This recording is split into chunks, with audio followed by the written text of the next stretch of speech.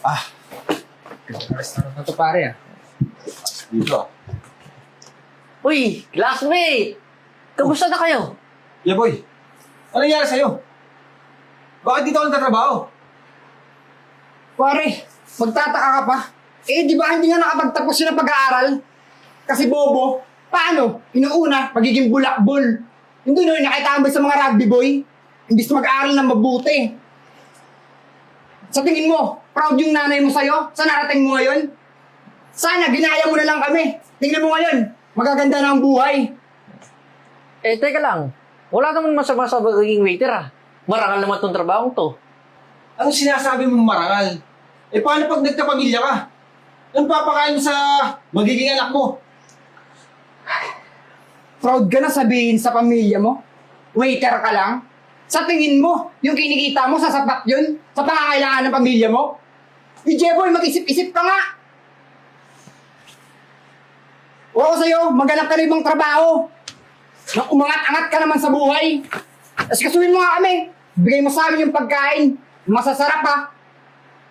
Sige po. Eh pare, buwa tayo. Pare man, tagal ah. Nagugutom na ako eh. Oo nga eh. Mga classmate, 15 to 20 minutes lang, niluluto pa kasi. Uy, Jeboy, tigil-tigilan mo kakatawag sa aming classmate ha. Mamaya marinig ka ng ibang customer dyan, no? Kakahiya eh. Ano Ano ba? sabi mo? 15 to 20 minutes? Pare, papayag ka nun? Jeboy, gutom na nga kami. Paano man pwedeng mga 5 minutes? Maghihintayin mo kami. Eh, hindi naman po kaya ng 5 minutes lang yung in-order nyo eh. Wala ka talagang utak, no? Pwede mo lang sabihin sa chef ng bilisan eh. Para may hain agad, makakain kami. Kaya pumunta kami ng restaurant para makakain agad eh. Tapos pag-aantayin mo kami. Ikaw kayang gutom na pag-aantayin namin. Okay lang sa'yo? Kaya ka ba ng ganon? Di ba hindi? Mabuti pa, nagluto na lang tayo sa bahay. Alam mo, nakasiwa kami sa pagbumukha mo eh. Kuha mo na lang kami ng tubig bago pa uminit ng ulo namin sa'yo. Sige po, pasensya na po. Bilisan mo na! Kailan talagang bagal kumilos, no? Kita mo naman yung katawan ng batang yun. Hindi na nga tumubata ba?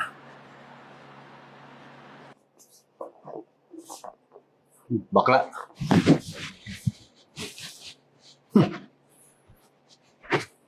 Di ka pa rin makalibot sa experience sa baklahan ng high school tayo, no? Para sino ba ng mga tutuwa? Usapan 1.5. Hindi nga inabot sa akin, kulang nga sa 150. Paano nga? Pang 50 ka lang. Pare naman, no? Ako pa yung nilalait mo, imbis na magkaibigan tayo eh. Sorry tol naalala ko lang.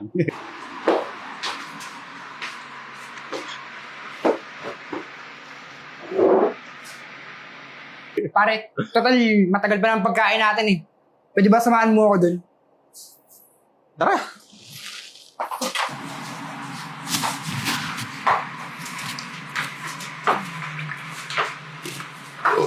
Hey, bakla!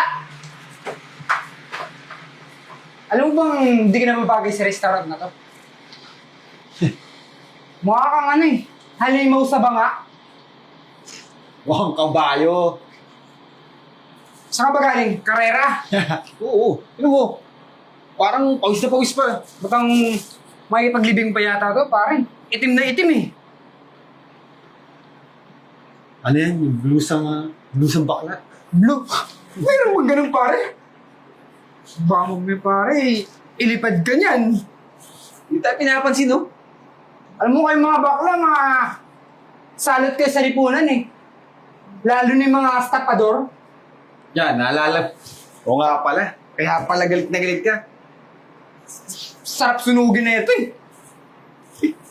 Waiter! Waiter, halika nga dito!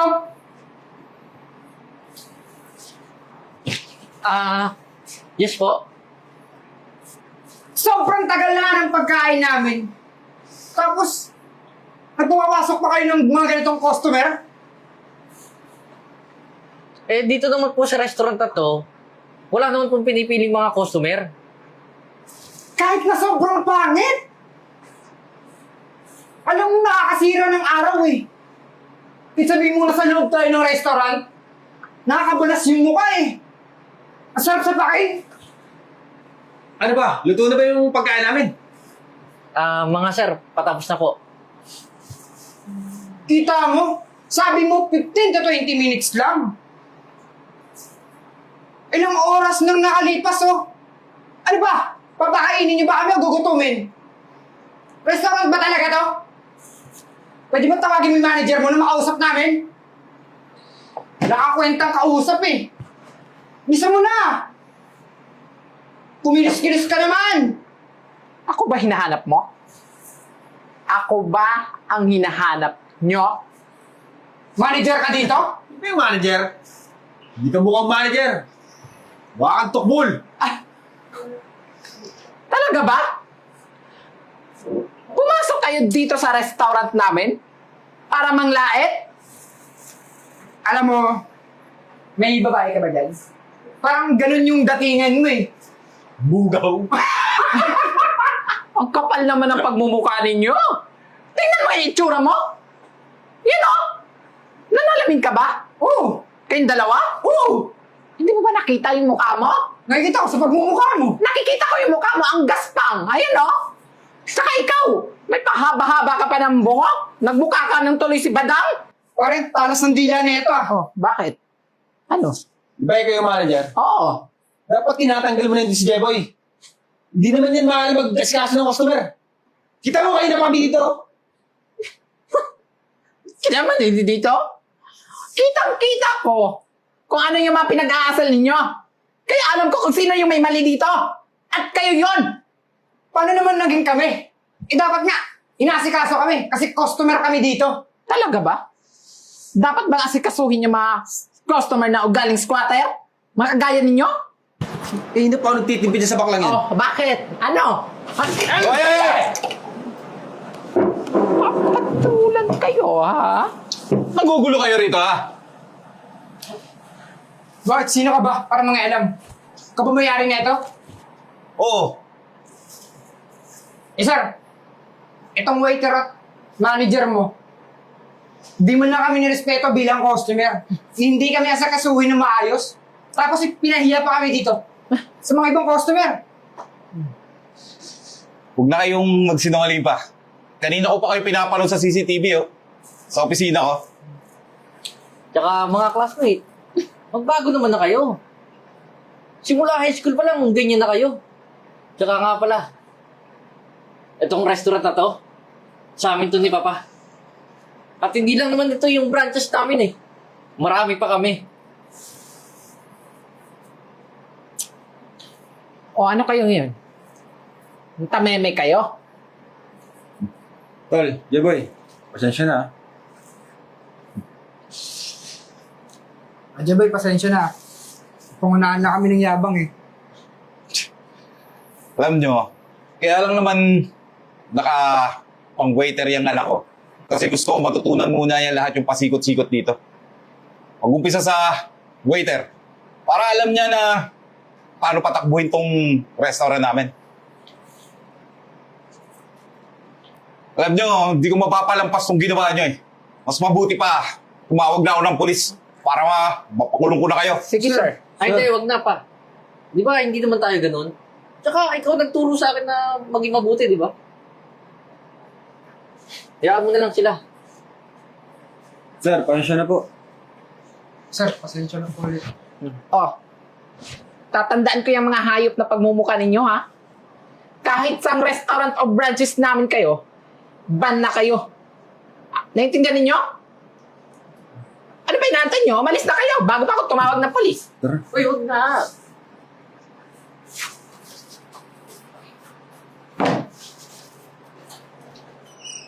Freeze! Maraming salamat po sa patuloy na panunood dito sa POTG Studio or Kismet Films.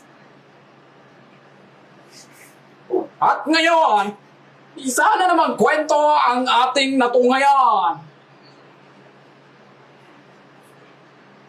Maraming salamat po sa patuloy na panonood dito sa POTG or Kismet Films Extension.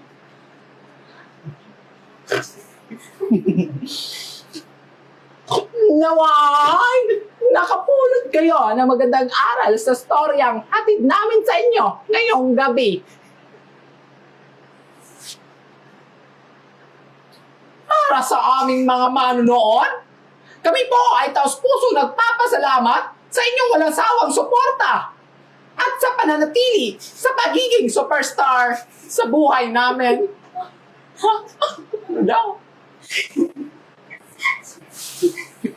Naway! Kami po ay inyong patuloy na taga-subaybayan. Ayaw ko na. Gusto mo yun, di ba?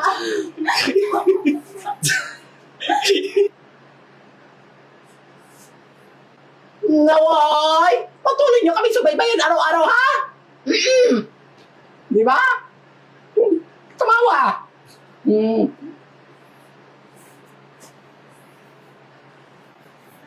Ang masasabi ko sa ating bida, ipagpatuloy mo lang ang iyong kabutihang loob, ha?